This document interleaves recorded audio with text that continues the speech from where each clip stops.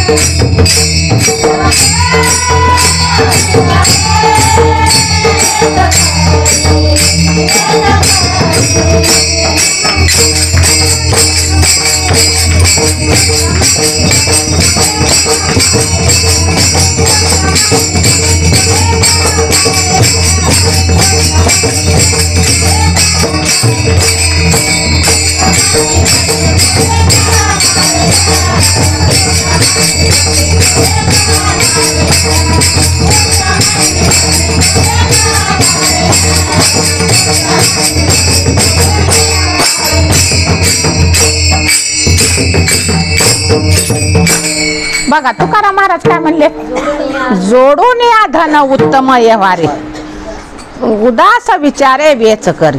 आपल्याला धन जोडायचं, जोडायचं नाही असं आहे का? नाही नाही जोडायचं, पण कशा रीतीने जोडायचं हे कळाले पाहिजे. वर उत्तमाचं व्यवहारे वेच जोडून या धन उत्तम व्यवहारे उदास विचारे वेच. असं धन जोडायचं पण त्या धनावर उदास राहायचं.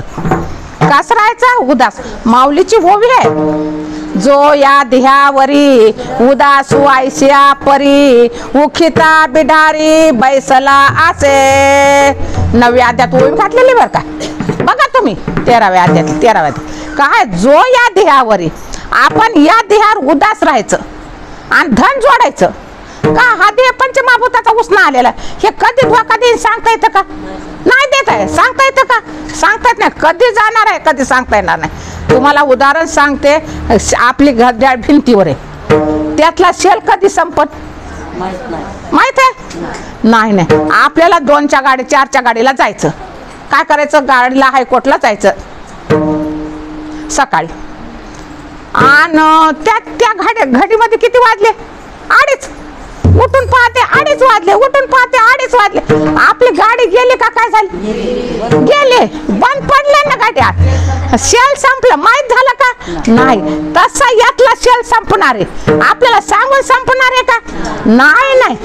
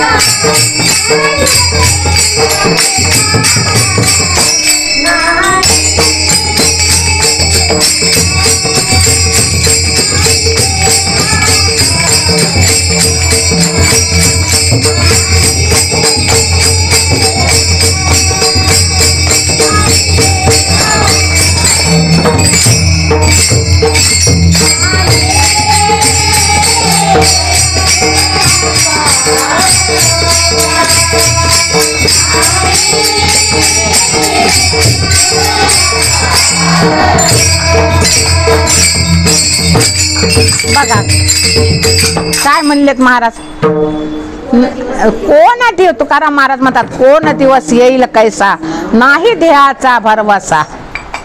काय देहाचा भरवसा आहे? कधी जाणार माहित नाही.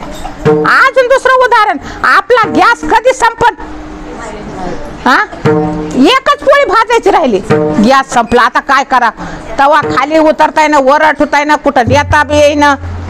हा, जसा गॅस संपला तसा आपलं हे संपत आहे.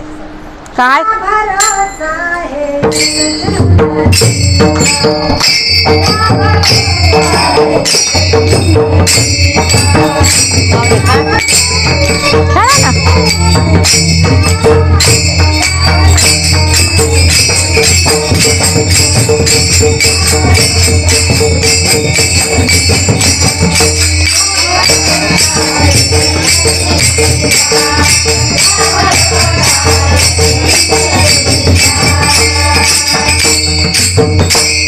आहे का या जिंदगीचा भरवसा? नाही. कबीरदासजी महाराजांना खूप दुवे चांगले केलेले आहेत. आपली ह्या जिंदगीचा भरवसा नाही. काय भरवसा नाही. आणि आपण तर याच्यावर ओतप्रोत भरवसा ठेवून बसलोत. आणि म्हातारे झाल्या कवा करू? परमार्थ नंतर. आपल्याला म्हातारपणी एक नोटीस येते, 5 नोटीस येतात, प्रत्येकाला 5.